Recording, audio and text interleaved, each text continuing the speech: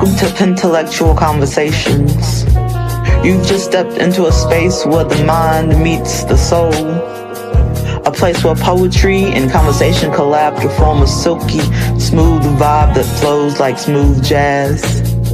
Dope poetry, deep dialogue, and unapologetically real energy. So pour your favorite drink, light one up if that's your rhythm, and let the world outside melt away. So sit back, relax, and let's get into tonight's hot topic.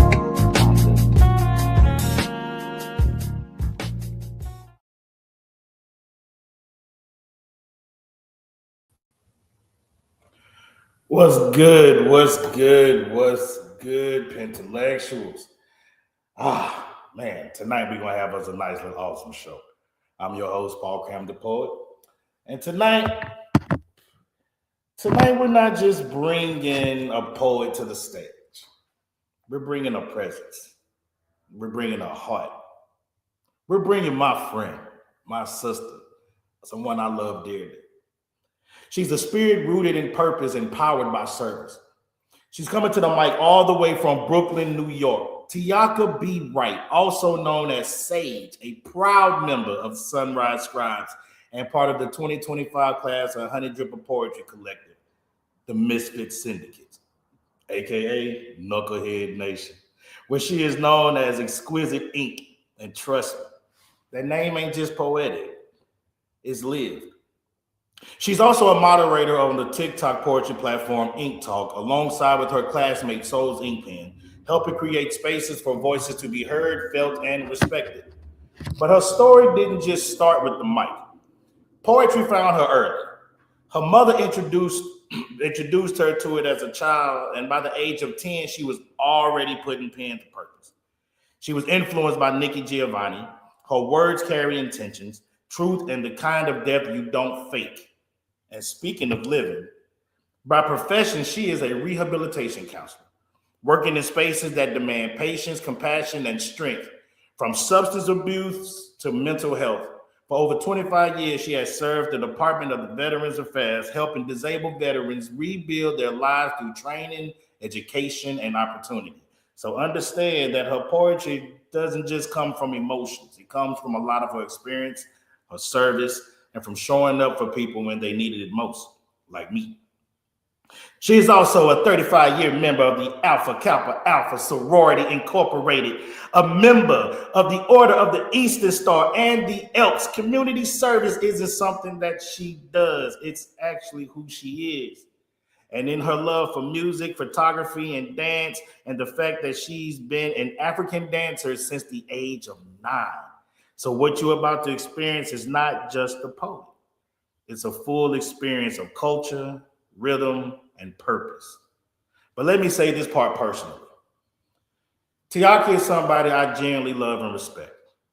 Because when life weighs in on you and things get heavy, Sage is the one you need to talk to. She doesn't just cleanse spaces with exquisite ink. She helps cleanse souls with exquisite love. And that's the kind of presence, the kind of spirit, that shit is rare. So I need y'all to lean in, open yourselves up, receive her, and receive this the way it's meant to be. Pen pals, please show your love, your energy, and your respect for the one, the only Sage, aka Exquisite Ink. Hey there, gorgeous. Hey there, sir. How you doing? Oh, you know I'm good. I'm gonna tease you a little bit because you can't indulge with me, but it's all right. I'm a puff double for you. Okay. That's not fair. That's all right. Give me time. Give me time. So first things first, how you feeling? Better. We're getting there. We're getting there. It's been a fight. It's been a struggle. But for those who don't know, I am recovering from double knee surgery. So yeah, we're getting I'm there. double knee surgery like that.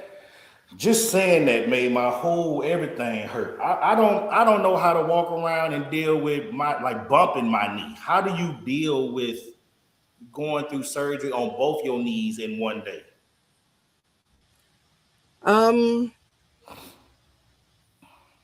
When I get through it, I'll let you know. It has been a fight for recovery. Unfortunately, the surgery didn't go as well as planned in the beginning. I ended up extended stay in the hospital, but I have to give a shout out to my bestie, Afro Queen. She came up from Georgia, stayed with me, literally stayed overnight with me a few days in the hospital, came home with me and got me through it. When she left me, I can say it's an ugly walk, but I'm walking. But you walking, that's all that matters. So let's go ahead and get things started. For the people that are just meeting you, who is Sage and does she differ from Exquisite Ink? Ooh, I'm not sure yet. I think I was Sage. I was named by Omari, which in itself is an honor. But remember, I'm new to the Honey Drippers and the name Exquisite Ink. I think I'm still settling into who she is. The drip process has been a learning process, not in terms of just writing, but I've learned a lot about me. I've found out some stuff about me, like, ooh, oh, all right, girl, this is interesting. So I am becoming more comfortable with it and letting my pen play with it. So I think there's differences. I think Sage is a bit more serious. I think Exquisite Ink is a little bit more playful and a little bit more comfortable. So, yeah. I could see that. I can see that. I'm sitting there thinking about it myself because we're in a couple spaces together, and I'm thinking about it myself. Like, yeah, I can see the difference. I can see the difference. I've scared a few of you a couple times, and that's been funny. Hey, you ain't gonna lie. Like I said, your pen. I see you and your pen a totally different way than sometimes you may see you and your pen. And yeah, you different. you different, and sometimes you're shocking. Like I'll hear, like, especially with Scribe, like with Sunrise Scribes, man, that's such a cool little group where you 20 minutes, but you know we try to find a way to get that 30. But in 20 minutes you get this prompt, and then you write, and to hear the things that come from you in those 20 to 30 minutes is like, damn, why don't she see what everybody else is see?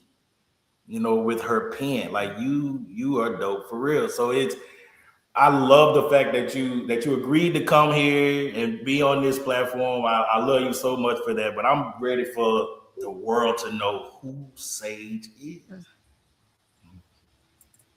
We can do that. So when did writing stop being something that you did and started being something that you needed? Writing has always been something that I needed. I am great with other people, but I am not always great with myself. I am a counselor by trade, by profession. I am that person that I talk to you, I try to drag it out of you so we can talk about it. But when it comes to me, I usually kind of stuff it all down and don't speak it. So that's where writing came in. If something was bothering me as a child, my mom knew that she would just let me go and let me write about it. And eventually I would kind of hand her what I wrote, and she would kind of see what was happening with me. I kind of push my stuff to the back. I'm trying to get better with that, but to me, writing has always been something that I needed. I've always said to people, like, I've never wanted to, I guess, quote unquote, be a spoken word artist. People always say, why you write? And I would always jokingly say, I write to keep myself sane and to keep myself from choking people. That's a valid reason. Like that's a valid reason. I'm one who will definitely agree that a lot of people walking around this earth right now are blessed because I grabbed my pen before I decided to grab them. So I Yes, totally yes, yes, understand it. yes. So, but yeah, no, writing has always been important. But I had a period where I literally just stopped writing. Um, just like with everything in life, got busy. With my health got bad for a while. Things got life just became lifing, and I literally just put my pen down. But like I Mm. said, my best friend, she wear Afro Queen, when she started Scribe, she says, "Come write," and I'm like, I don't write anymore. And she's like, "Come write." It took a while for me to stay with Scribe. Like with Scribe, I think I popped in and out for about a year and a half before I came and stayed. I mean, think of who's in Scribe. You got Fasila, you got Omari, you got Rare, you got Hobbs. And I'm like, you want me to write with these folks? Are you crazy? And please let's not forget Shauna and Dennis. And you know Dennis, man. That dude Dennis can brain, he's not normal. He's not normal. yeah. That dude mentally an alien. But I felt like you did when you came to me about Scribe. The question was, am I good enough to be in this place? And it took a while to feel comfortable. And I'm like, yeah, I'm part of the Scribe. Yeah. I remember asking you that because it's like I have confidence in my pen. I really have confidence in my pen. But just like you said, the people you just named, you got Amari in there, you got Rare in there. This is like a training ground for people like them. You know, and it's like Yeah. shit. Can I be here? You know, and that And also then we says a had lot about your Wallace. pen. Man, Wallace, come like on. Elder, who sit there Wallace and came swear after that he me. don't never finish a piece and throw us these shit. Yeah. But Yeah. like I said, This that's pen is testament heavy. to your pen because you were already there. And I believed in your pen enough to come to you and ask you, hey, do you think that I'm good enough to be inscribed? You know, like that's the kind of confidence I have in your pen. You know, because your opinion matters. So I want to say thank you for that one because I wasn't asking nobody else. I know I could have went to Hobby, but nah, I was trying to. All right. Listen, you know, you still instructor to me, so So it's been a few moments as of late that you have been stepping up to the mic. So what happens to you inside of that moment when it's like it's, it's on me, the focus is on me, whether it's Clubhouse, Scribe, here, PPC, shout out Poppy, whatever the situation is, when it's time for you to step to the mic, what happens inside of you? oh, I'm glad you don't hear the internal screaming. That means that I have played this off really well. The hamster in my head is running double time. Oh my God, what are you doing? What are you doing here? Are you going to forget your piece? Are you going to, yeah, no, listen. Inside, there's all of this stuff just happening, but I play it off really well. I make it look cute. You can't But tell when no, you're nervous, Biddy. listen.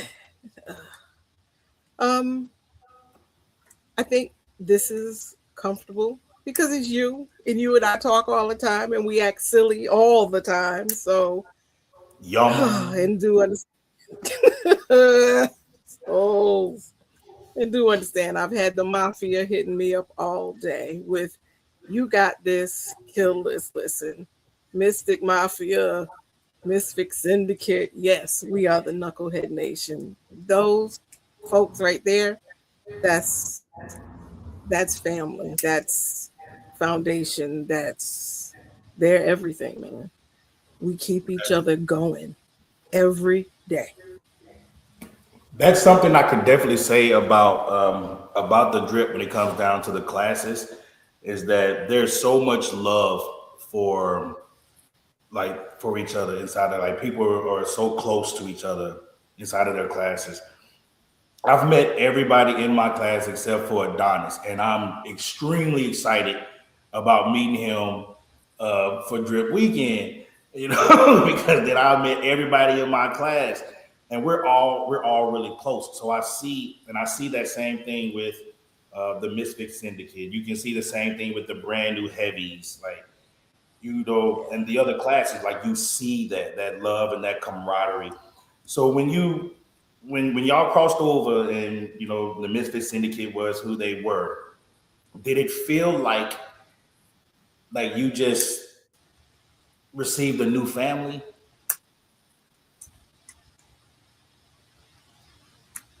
I think before we crossed over, we were family.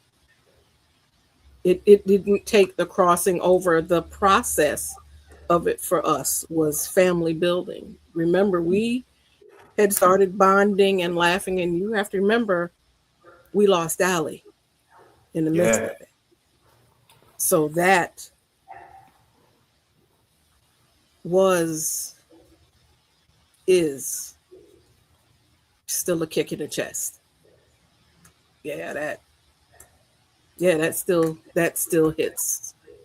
still hits us hard. Like when we do what we do and we name all of us, we don't and we won't ever leave Allie out.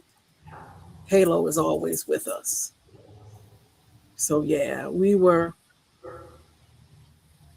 family before then, Then we just had a bigger family being in the drip. But I think even if y'all threatened to not bring us in, I think we were still gonna be family, because by that time we had already bonded. Like we're stuck with each other. That's it. yeah, yeah. I love it. I actually I love y'all bond. Because if one of y'all upset about something, it's like all y'all just show up out of nowhere. It's like y'all got some type of damn bat signal or some shit. Like as soon as one The person had an issue, mafia. everybody else. Damn. And it don't take We y'all are no the time to mafia. get to wherever they at. I'm just saying. We are proudly the mafia. So when you finish your pieces, you have this saying that I absolutely love. It says, "Sage has cleansed the space with exquisite ink." So what were you cleansing when you first started, and what are you cleansing now? Um, Most of the time, I'm cleansing me. I write personally. I have to I've got to be able to kind of relate to it. I've got to feel it. I mean, even, if with Sunrise Scribes, we'll get a prompt. But there's something about it that I have to connect to in order for it to be kind of real. Like there are times that you if you know how I write, you'll hear stuff and be like, yeah, she was just writing to get it done. But something about it needs to connect to me. Most of the time it's me in there, or something that I'm going through, or someone I know is going through, just something that needs to take that breath and get that out, or just change the energy in the room to make it feel a little different, or just give it the hug that's needed. And sometimes the cleansing isn't always that soft, sweet hug. Like I said, I can cleanse the space with love, or I will clear the bullshit from the room. I've seen both sides. I've seen, I've seen, Yeah, you have. I've seen both sides. So I'm gonna ask you one more question before I I can go from 1 to 100. quickly, and then go right back to.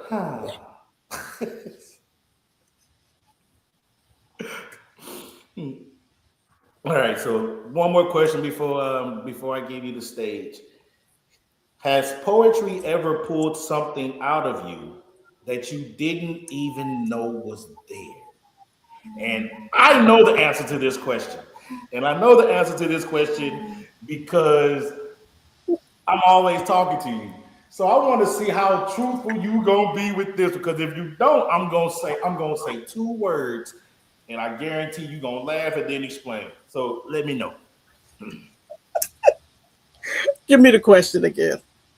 Okay.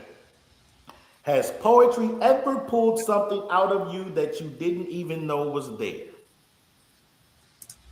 Yes, Oh, yes, and good answer. yes. See, you know too much, sir. You want to elaborate on it? Um, It might be a hard it's truth to deal with. well, yeah, yeah. Hard truth is exactly it. Hard truth in poetry has been healing to me.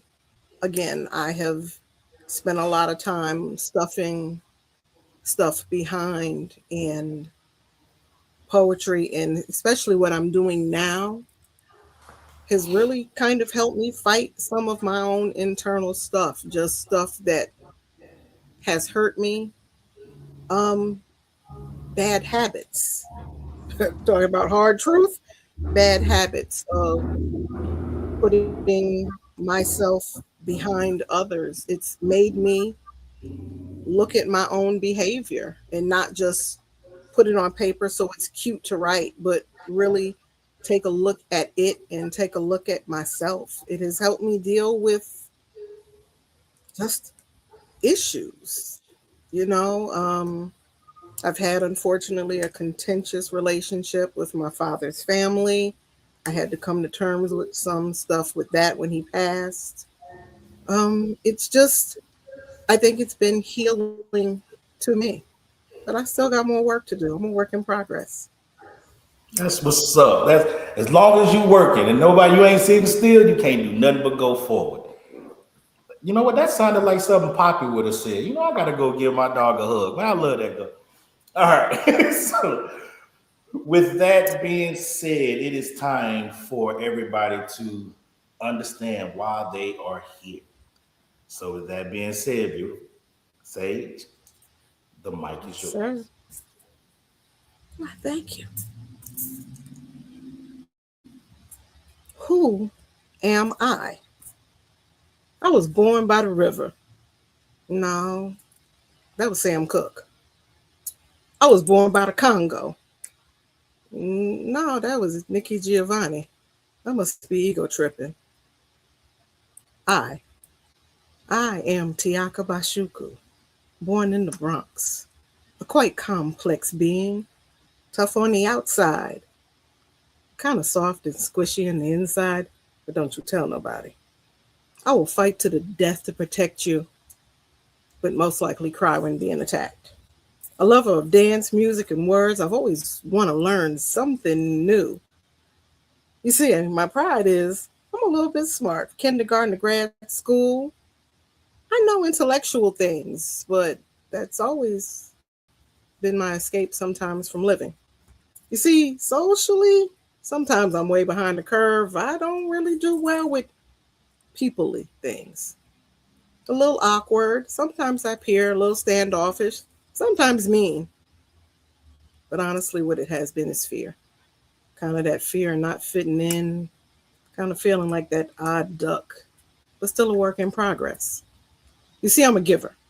If you need it, want it, and I have it, it's yours. I learned that from my parents. I love to make people smile, even though I hide my own at times. Yeah, I can be rigid at times, stubborn and non-conforming. I will push the line. I will be the devil's advocate because it amuses me. You see, I want you to think. I want you to say what you mean, because if you don't, I'm going to challenge it. But honestly, there's a softness to me. I have my moments where I'm dreamy and sentimental, kind of getting lost in thoughts and situations that I've really yet to live. Long walks on the beach, candlelight dates, just soft, loving moments that kind of exist in my mind. But then reality snaps me back. But maybe one day. You see, right now I'm seeking fresh water. I'm teaching this old dog new tricks, learning to love myself like I love others, being open to possibilities. Who am I? I just told you who I am today. But check back tomorrow for an update or revision, because baby, I only get better. Poem. Ah, this next one is The Necessity of Goodbye. That kind of taking a look on why we hold on to things and why it's necessary to sometimes end things and throw things away. They say all good things must come to an end. So why do we have such a hard time ending the bad ones? Why do we struggle with discarding the things that no longer serve us, refusing to lose the grip on that refuse? Now, sis, you know those hips don't fit in that skirt no more. Seams bursting from the side and you can't even sit down. Bruh, the only thing left on them drawers is the elastic. Everything else is just swinging in the wind. You are free. Free balling. How many of us need to purge to get the clutter out of our lives, not to just move stuff around, because that is what most of us do. We take a step back and look at it, ponder its usage, knowing it doesn't belong anymore. And we put it right back in the closet or under our bed or on our living room couch. Did I say that? Maybe it's the feeling of, if I let this go, I won't have anything. No other coat will keep me warm like this one did. But I felt cute in this dress. I was comfortable sitting in this chair. But if the zipper is broken and there's a hole in the sleeve, the dress won't allow you to sit or showing too much of your thighs. And the spring in the chair, they're poking through and tearing up your back. What are you really holding on to? Memories. Memories of a time when you felt good, when you felt comfortable, when you still loved each other. If God is merciful, you can hold on to those memories, take pictures and remember the good times. But when it's no longer good, you have to let it go. Clear the space. Know in your heart that you deserve new things, but you need space for it. It needs to have a place to settle in. If you can't take it out the box to display it, then what's it for? All the other clutter is still in the way. Baby, don't let the springs of an old chair ruin your new dress. Oh.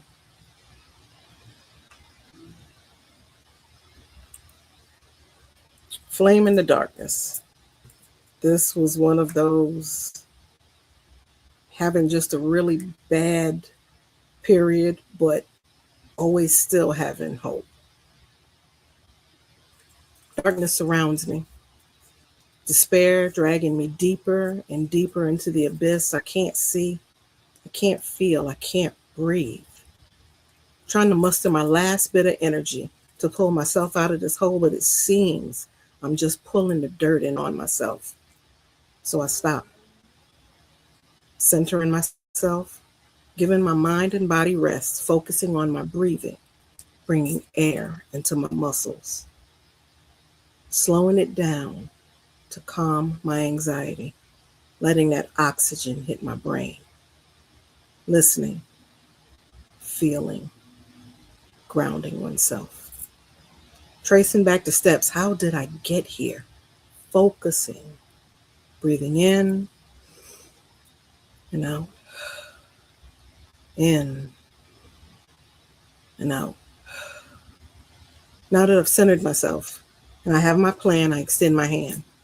First in little motions to clear the debris from my face, to give myself air to breathe. Then slowly but surely freeing parts of my body so that I'm more mobile. Stopping when I need to rest. Because see, if you try to do this too fast, you're going to exhaust yourself and do more damage.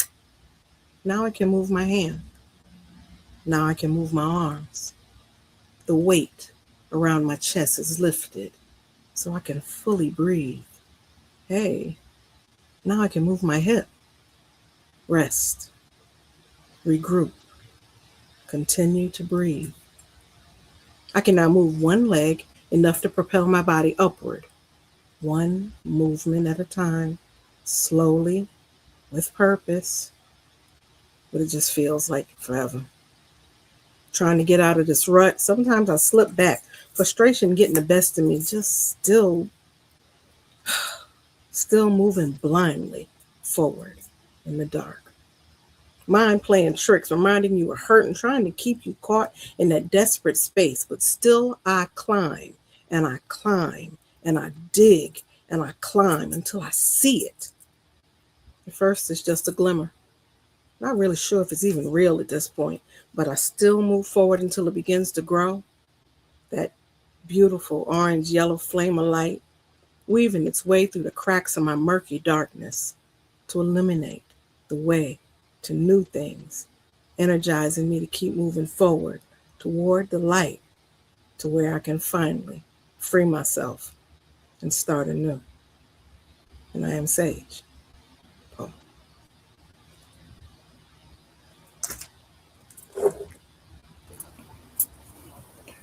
Everybody, I know y'all ain't ready to hear, but we gotta get these snaps and claps for my motherfucking friend.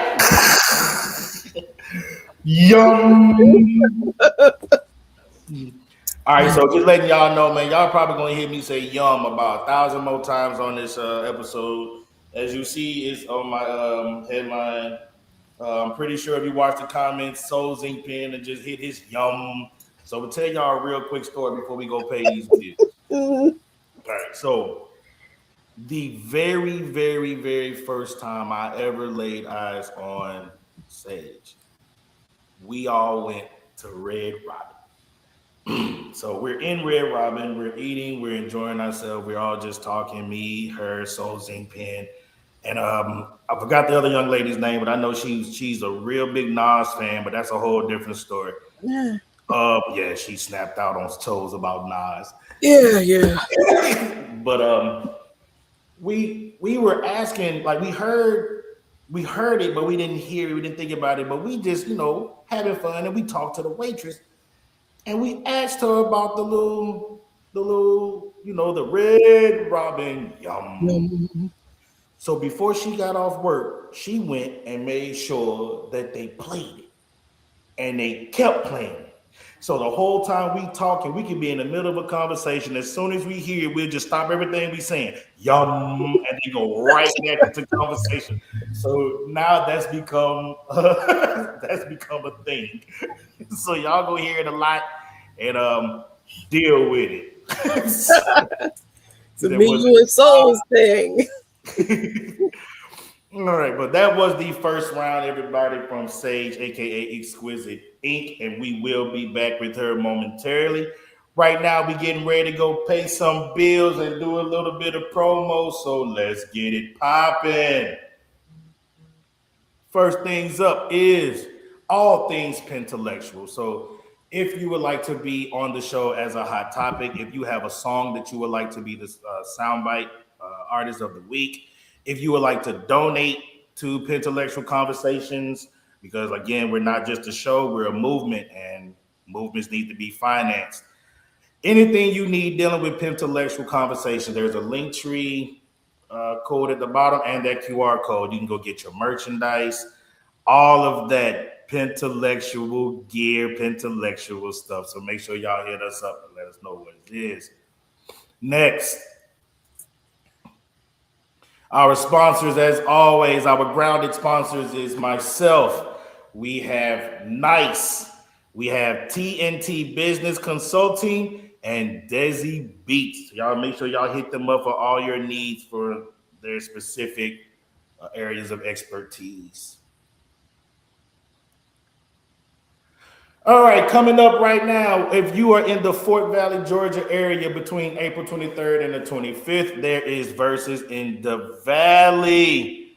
Our sister Mystic from PPC will be a host on one of those nights. So if you are in that area, come out, support, have a good time. I believe there is an open mic section on all 3 days. Get with hit Mystic up for that link, and she would definitely make sure you get that link so that you can sign up to participate.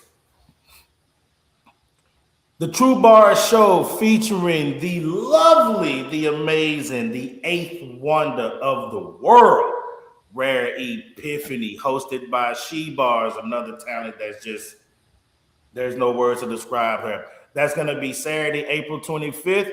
Make sure y'all reach out to She Bars for all other information. You can see the ticket prices on the flyer. Anything else, please make sure you hit her up. Sensual Saturdays. And y'all don't understand, this is a whole experience. This is not just a show. My first Sensual Saturdays, I lost my damn mind. Like, I absolutely loved it. The BDSM expeditions, the burlesque dancers, the fact that the poetry is always hot. And this particular time, man, they got keynotes. My motherfucking sister is going to be the feature along with Triple P, hosted by none other than the incredible Jay Simone. So y'all get out there. Make sure y'all come out there May 30th. It starts at 8 p.m. Eastern, man. The ticket prices are on the flyer. Make sure y'all get there. It's going down. And you already know how the party starts on Tuesday, and it goes right into Wednesday, right there on Poppy's Poetry Corner. They are in season 4, and tomorrow they are having Drip Nerds. So this is going to be all drip I can't say that word, Mario, forgive me, brother. But it's going to be all comic book, anime, superheroes, and stuff like that as far as their poetry go for this platform. So make sure y'all drop on in there, 8 p.m. Eastern, 7 p.m. Central. Beat me there, don't meet me there, right there, Poppy's Poetry Corner, hosted by one of the livest keynotes, a.k.a. Poppy. All right. So now it is that time for us to get to the soundbite artist of the week. And this week we have, and I hope I don't pronounce your name wrong, brother. Please charge it to my head and not my heart. We have Fooch the MC with the song Fired Up. Let's get it.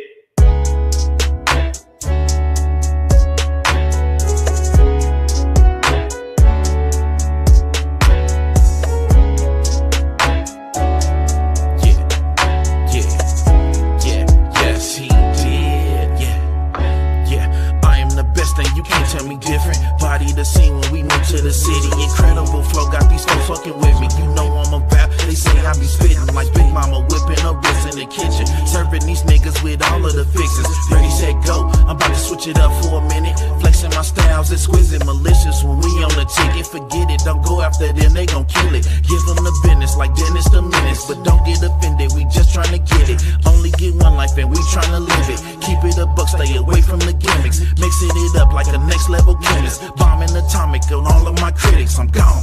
I'ma be spitting till the guys put me in a grave.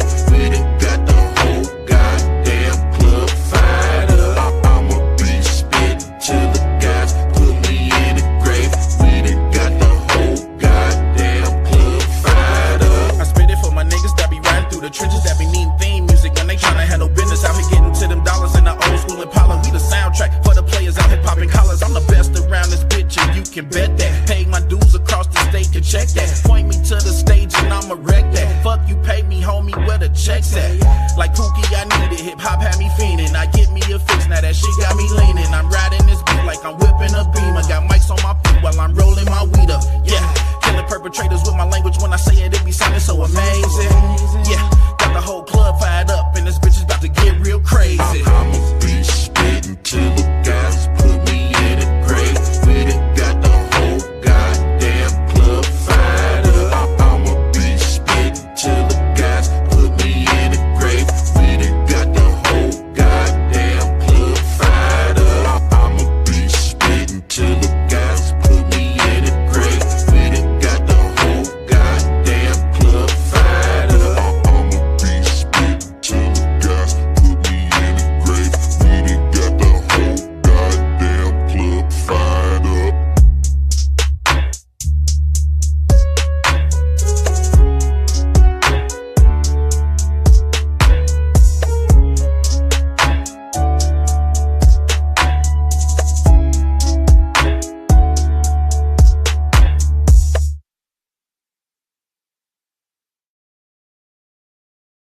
All right, that was Fooch the MC with Fired Up. You can catch him on Instagram at Fooch the MC. So make sure y'all hit him up, hit him up, hit him up.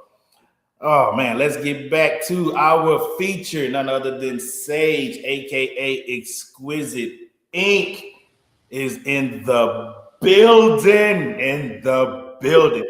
For those of you who are just tuning in, you already missed the first half of what she was doing. So make sure you catch that replay and subscribe.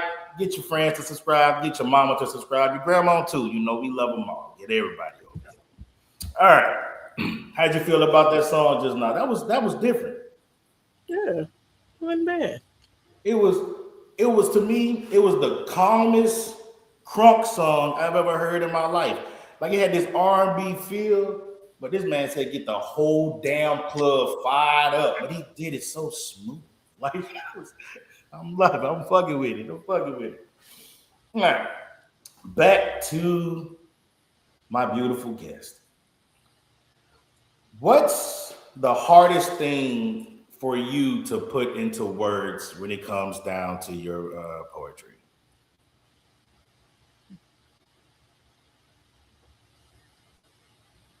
Vulnerability. Mm. Mm. Why? Yeah. Yeah. I am, like I said in my first poem, kind of hard on the outside, but really just kind of soft and squishy on the inside. And I think that's the hardest part, just kind of getting comfortable with my soft side. Mm. So, do you find it easier to help others get comfortable with their soft side than it is for you to get comfortable with your own? Oh, yeah, I'm real good at running your life. Yeah.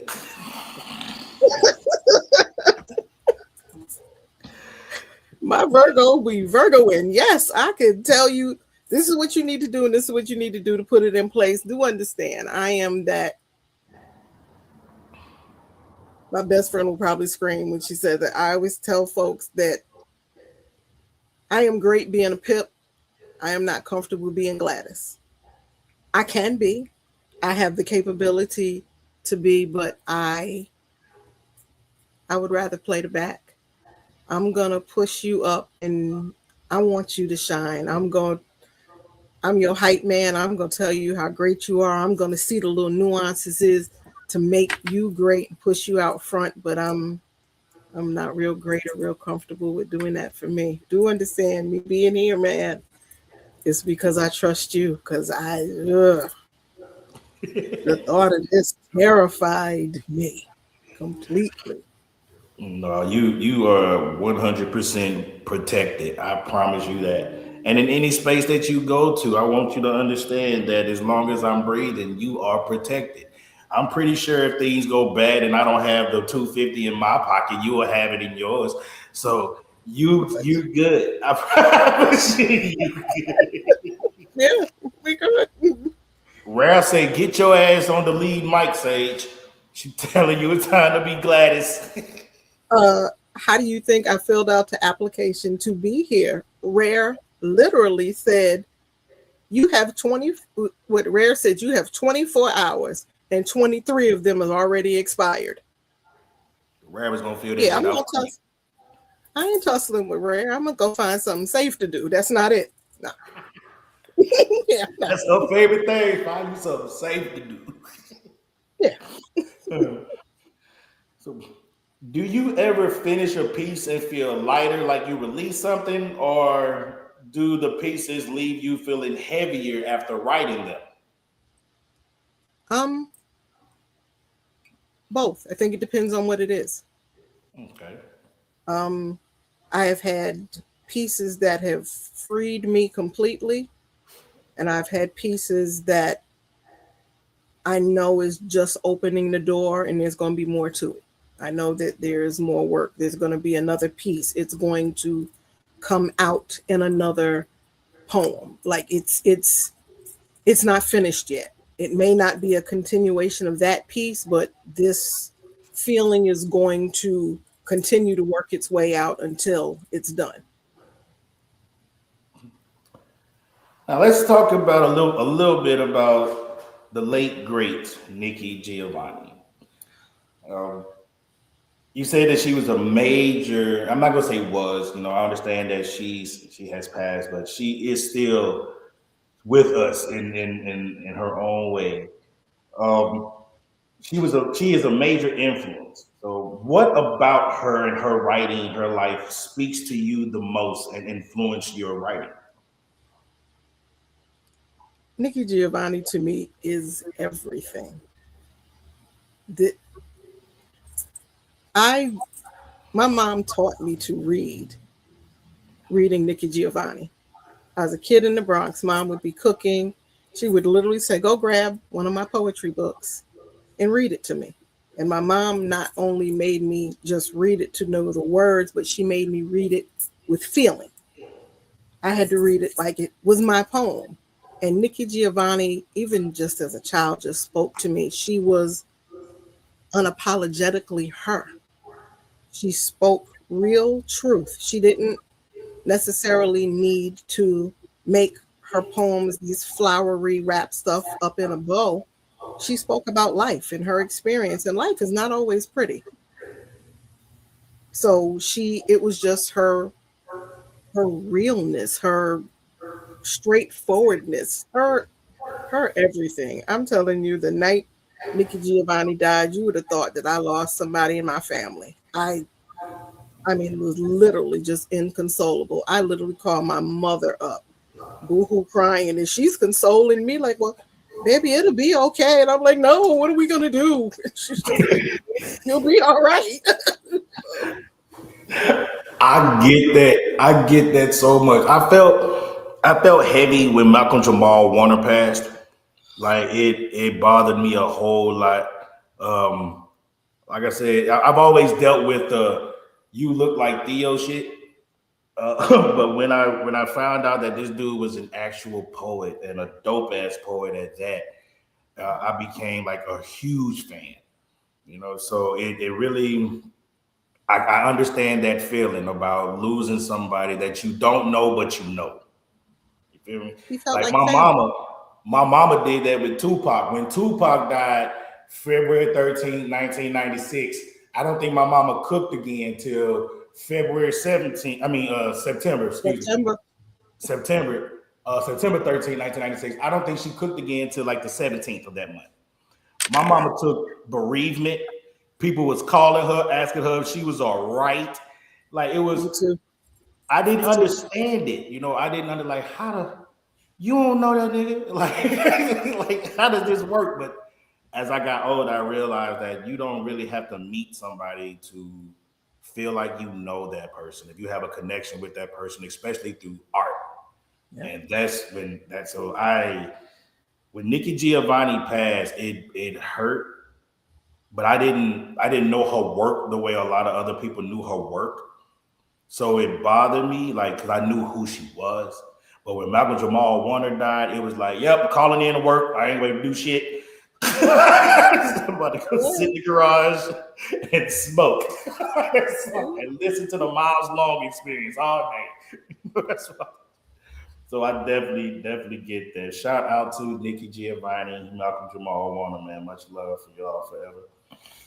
Um, Sunrise Scribes and the Honey Dripper Poetry Collective. So there, Sunrise Scribes, Drip, the Misfit Mafia, they in here. They in here right now. They're supporting so much. You can see nothing but love all through this chat. So let's start with Scribe. What has that space meant for your growth as a poet and as a person? Well, it was Scribe that brought me back to my pen. Again, Afro Queen for Seaway, my bestie, brought me back to my pen because again, I wasn't trying to write anymore. I was in a place where I think I was still just stuck, and it gave me the confidence in my pen. I don't know if Dara's in the room, but I would never call myself a poet. I'd always say I write. Like the rest of the scribe, they're poets. I'm not good enough to call myself a poet. I just write a little bit. Sunrise Scribe has helped me own the fact that, yeah, I am a poet and getting comfortable. And I still say getting because I still have my moments where, again, we will do a prompt and y'all will come up with something and I'll be like, yeah, I'm going to just throw my whole notebook away. And I told Rare Epiphany I was going to send her every pen that I owned, so I wouldn't think about writing again. Just take them all. But it has made me see that I am a poet, and I can say that proudly. Yeah. I love it. I love it. Oh, you have no like. I'm giddy right now. I'm doing everything I can to try to act like I'm cool, but like I'm so giddy right now. Like just having you on this stage is just doing something to me. Like I absolutely love this right now. I love this so much. I'm gonna ask you a couple more questions, and then I'm gonna give you the stage. As a matter of fact, it ain't gonna be a whole lot more questions. I'm gonna ask you two more questions. If somebody's out there is hurting right now and they're listening to you, they're on this platform, they're watching you, and they're hurting, what would Sage say to them? I got you, Triple P. It's temporary. I promise you it's going to pass. It doesn't feel like it. It's dark, but I promise you, if you just hang on, it's going to pass. And there are more people than you know that are holding on to you, that if you are tired and you feel you are not going to make it or you need to lay down, you got enough people behind you that are going to hold you up. But understand that this is temporary. I promise you, it's going to pass and it's going to get better. I've heard her tell me those words. Like I really feel like there was a couple of situations where I just knew I was getting ready to break out in handcuffs, and she made sure I did not have that allergic reaction. So thank you. Last question. It's not really a question. I want you to finish this statement for me. I write because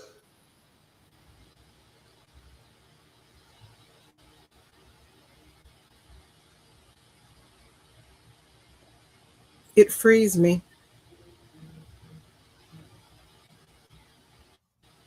It frees me. It lets me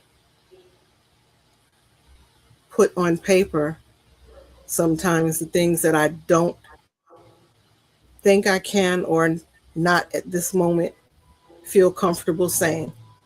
But I can put it on paper and get it out of my system. It frees me. I love that. All right. So we getting ready to go into the final three pieces from our hot topic guest, Sage, aka Exquisite Ink. When she's finished with that, you're going to let us know where they can follow your pen, anything's coming up, anything that you're moderating, so that you can shout out those things, anything of that nature. Shout out to whoever you need to shout out on. But with that being said, Sage, once again, the mic is yours. This, as I said, I am recovering from double knee surgery. This was probably my frustration piece. Had to go through a lot of stuff to get cleared for surgery. And sometimes when you go to folks for help, they're so stuck in their own agenda and their own script that they're not listening to you. This was just real frustration. This is called what help looks like. I fell because my knees gave out. Well, what you need to do is, this is quite often where it begins, to be followed by a plethora of suggestions and fix-its. Anecdotes of, well, when this happened to me, always follows. Story after story, most times condemnation and judgment of, well, what you did wrong was, that's not what I told you I needed. That's not my presenting problem. I understand that my BMI is presently high, but that's not why I ended up on the floor while I was going out the door. Both of my knees are destroyed. So your declaration that the less my circumference will improve my overall health is correct, but I'm sitting on the floor. Your continuing rumination trying to justify the explanation comes up empty while I sit on the floor. Meal plans and portion control will fix this. 30 to 45 minutes of aggressive walking per day, increased cardio and reduced fat intake, along with high fiber. That's what she said to me.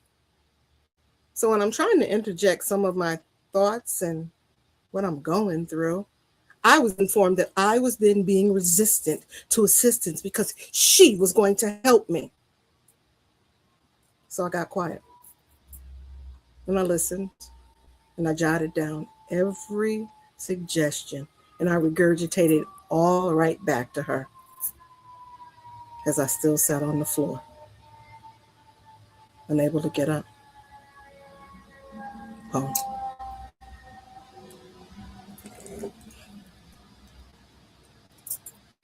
This one, and I hope I am correct with this, was a prompt by Triple P. I love you, P. The Black Book of Brokenness.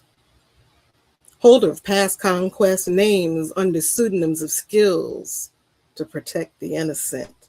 Full pages being turned by an empty person.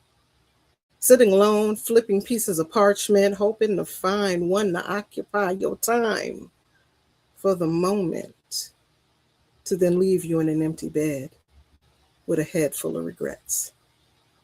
So, how many of them did you think would be the one that would make you toss that black book into the memory abyss, not to ever be unearthed because you had found your peace? Finally, finding that place of contentment where you no longer looked for someone to fill you physically when it was your heart that needed to be filled. Yet again, you allowed those that will remain nameless to give the placebo to take away the pain. But here you are again, searching through your black book of broken, seeing which Band-Aid will hold you together tonight. Poem.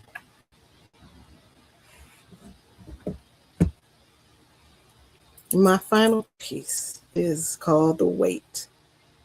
And this was I was just having one of those days where I just love Black men, and this is what came to my mind. Gazing down the Mozambique horizon where sky meets water and sand, where the nightly departure of the sienna-colored sun sets slowly into silent slumber. That's where I go when I look in your eyes. Pillars of pearly perfection personified by a pleasing grin from a perfect set of lips preset for pleasure. Those strong shoulders and arms encompassing me in a cloak of safety and security, making me feel that this is the closest I get to being in the arms of the Father himself. Please, baby, cover me. Your Adonis belt. And I would like to thank D'Angelo for motivating me to research the name of that perfect V, you know, that path where I like to leave my kisses, because your chuckle slightly activates your ab muscles. You see, I love that slight bounce as I have my hand on you. So what? There's no six-pack. I've never been thirsty. I know how to appreciate a good drink. Just sip it long and slow. Your strong muscular thighs don't buckle when stabilizing this rider. Jockey pitching forward in angles of positions to give the perfect ride. See, everybody is a winner in this race. You're standing flat foot and strong, stance planted like the strong roots of your tree, the base and balance of it all, the stability to hold the weight. Yes, the weight.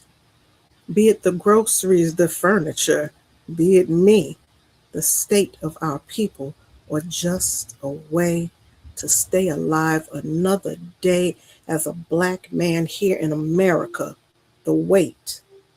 I just have to say, black man, I wish you knew how much I loved you. And Sage has cleared the space with Exquisite Ink. And we love you too. We love you. I was like, damn, she's sitting there talking about Nick, big shoulders and shit. Ooh, I ain't got the six pack either, but I'm glad you're not thirsty because I ain't got a six pack. I got a nice keg though. I got an old ass keg. Nothing wrong with that. Oh man, it was an absolute honor and a pleasure to have you as the hot topic for PenTellectual Conversations. Can you please let us know anything you got going, how they can follow your pen, any shout outs you want to shout out, any people you want to just, shout out? This is the time for that. You can find me as Sage the Poet on both TikTok and Instagram. You can find me on Sundays. I'm probably lurking around the Honey Dripper Poetry Room on Sundays. I am the moderator of Ink Talk on Sundays at 7 p.m. Central, 8 p.m. Eastern Standard Time with Souls Ink Pen, my classmate, my partner in crime. We are in there cutting up every Sunday night. My shout outs, man. Where do I begin? My best friend for Seaway. My Sunrise Tribe. The Drip, Honey Drippers Poetry Collective. We've been friends since we was kids, man. Thank you for seeing something in me that I probably just didn't see in myself. Misfit Mafia, the Syndicate. I love y'all more than the sun rises and sets. Wow. You, Paul Cram, Sarah, Triple P, Eros, just too many to name, too many that has encouraged me, been behind me, listened to me, corrected me, just everybody who's got me here, because I promise you, this is not a place I'd ever in my wildest dreams thought I would be. Me being a feature somewhere? Nah, not me, but look at me. Yeah, this is all right. Oh, but I will be. Not this week is the Driptoski. I think next week is Poetically Dope with the Honey Dripper. So we're gonna be on Poppies. We're gonna be on the corner again. So I'm gonna be on there at least one more time. And I'm not sure where I'll be, but I'm gonna be somewhere. No doubt, no doubt. But once again, on behalf of PenTellectual Conversations, I want to say thank you for taking the time to accept the invite and come through and bless us with that exquisite ink. Much love to you. You know I love you, Graham. All right, we out. So you know what time it is, everybody, man. It's time for that old mic drop before we get up out of here, man. Man, that was y'all don't really understand how happy that just made me, man. What y'all just witnessed was somebody who understands that words aren't just meant to be heard, man. Like they meant to heal. A lot of people write to be seen, and some people write to be heard. But then there's those, the rare ones, that actually write to cleanse. And what Sage reminded us tonight is this: healing don't always come loud. It don't always come in breakdowns or breakthroughs. Sometimes it comes in soft truths, quiet strength, and somebody having the courage to bleed beautifully in front of strangers so somebody in the room don't feel alone. So to everybody watching, listening, and tapped in, check on your people. Speak life into somebody. And when life gets too heavy, find you an outlet, whether it's poetry, music, dance, or just a moment where honesty with yourself. Don't let it sit in you. Release it. And if you can't find the words, that's all right. Remember, there are people like Sage in the world that will help you cleanse your soul with nothing but love and truth. This is Paul Cram reminding you that dope poetry, deep dialogue, and unapologetically real energy will always reside here at PenTellectual Conversations. And with that being said, we out! Thank you for vibing with us. We hope tonight's conversation inspired a creative spark in you. So go out and show the world who you really are. And we'll see you next time on PenTellectual Conversations.